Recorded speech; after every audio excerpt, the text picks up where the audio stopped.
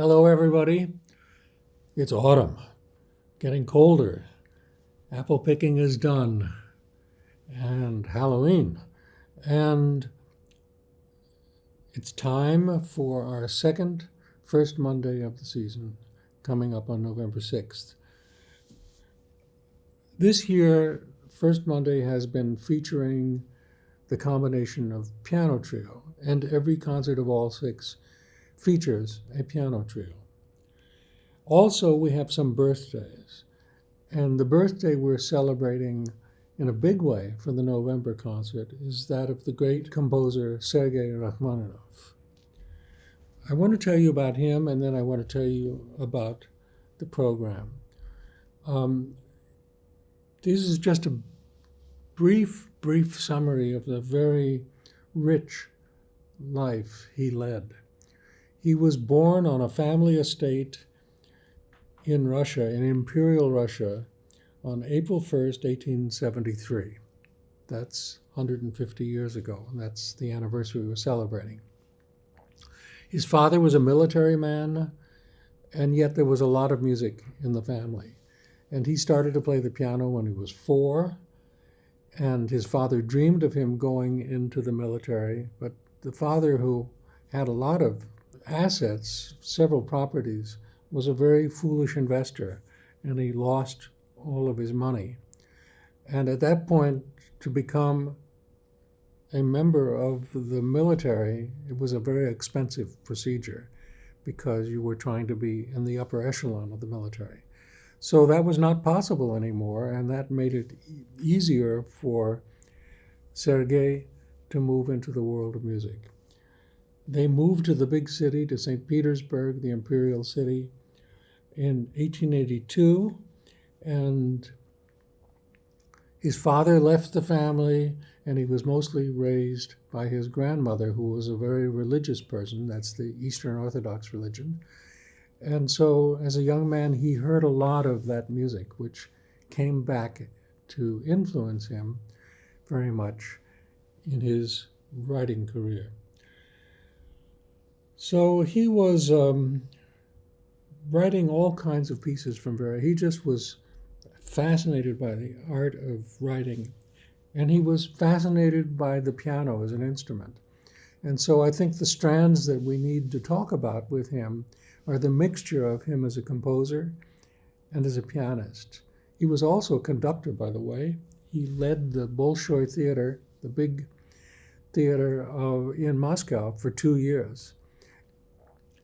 He somehow or other came to the attention of the greatest, most famous composer of his era, Tchaikovsky.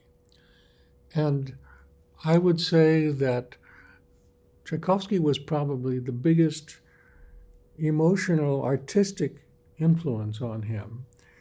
And that carried over all of his life, which didn't end until 1943, by which time Arnold Schoenberg had been around, Charles Ives had been around, music was going in a lot of different directions. And so at some points along the way, there was this mixed feeling about Rachmaninoff, who was a throwback and at the same time huge public support and acclaim for him, both as a pianist and as a composer. And that follows his life all the way through.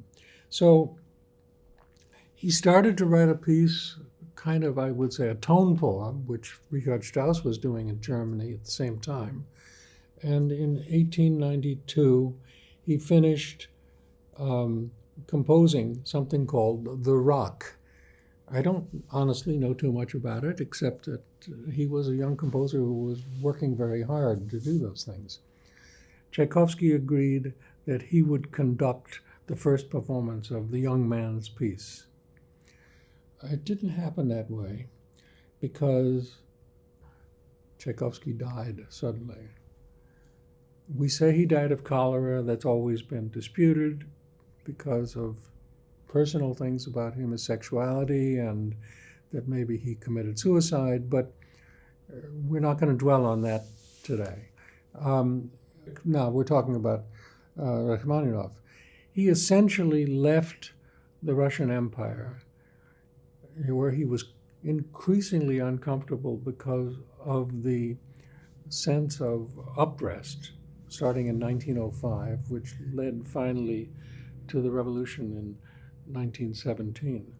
And so most of his life, he lived in the West. He went for a while to Paris, he was in London for a while, and then in this country, he actually came and did some work with the Boston Symphony in 1906. But before then, he completed his first piano concerto and his first symphony in 1895, and the press hated it. And he tried to swallow that, but the more it really began to bother him. And by 1897, he had a complete dead end. He couldn't write music, he was in depression, and somebody pointed out to him there was a man named Dr. Nikolai Dahl, who was very interested in the work of Sigmund Freud, and to whom Rachmaninoff went on a daily basis for 3 years to try and work out his dilemma.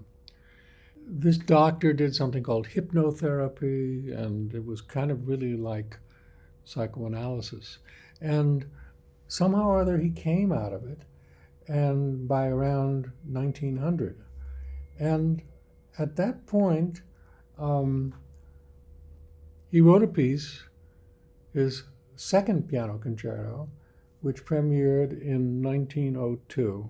And it was a huge success. He also played it in Paris. And I guess we would say that his major career began then.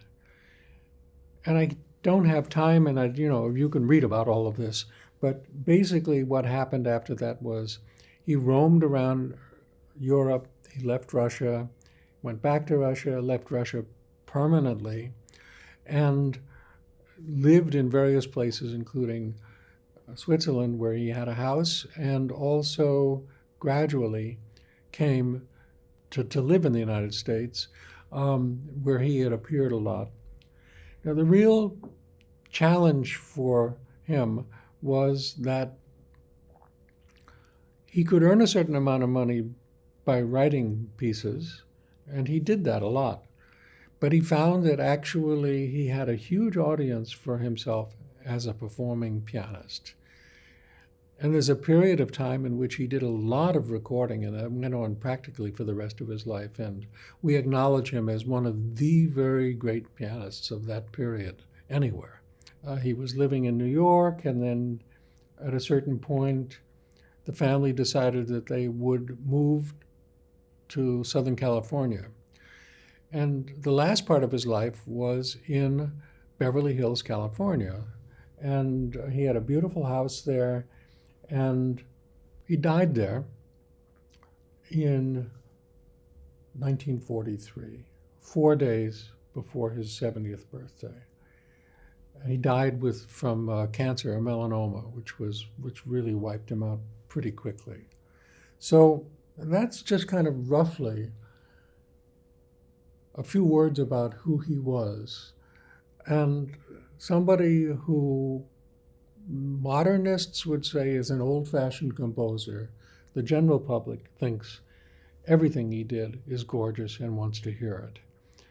So now I want to tell you about what we're going to hear in the concert.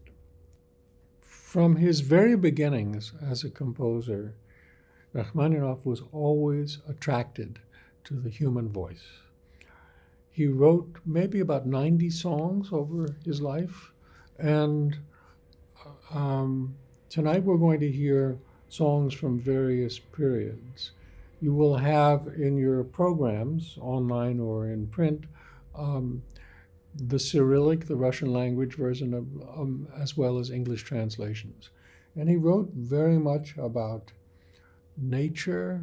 Some of the songs we're hearing are daisies, lilacs, things like that, and love. He was a very, very romantic composer. And so in all of these pieces, he was searching. He had a great gift for melody, like Tchaikovsky. And I think that he exploited that And then as he evolved as a composer, the piano parts for those songs became more and more interesting and more a true expression of who he was as a composer. Throughout all of this period, he wrote 3 piano concertos, and actually wrote 4, excuse me. The 2 and 3 are the most famous. And he wrote a lot of music for piano and occasionally music for full orchestra.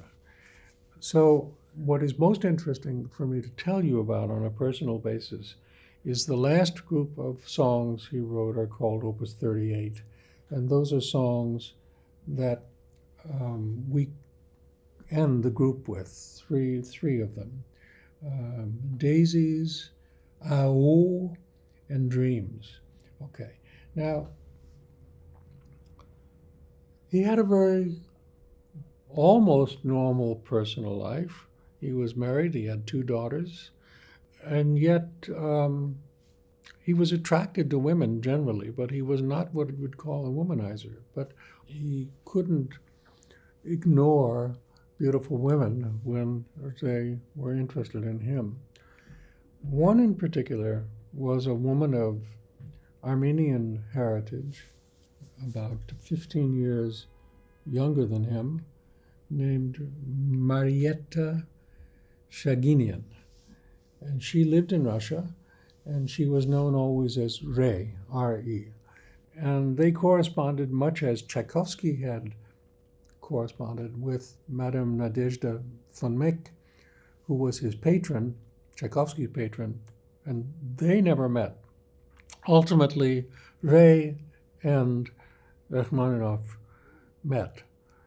And she was a very intellectual person and was thought that she would help him by finding poems for him to set.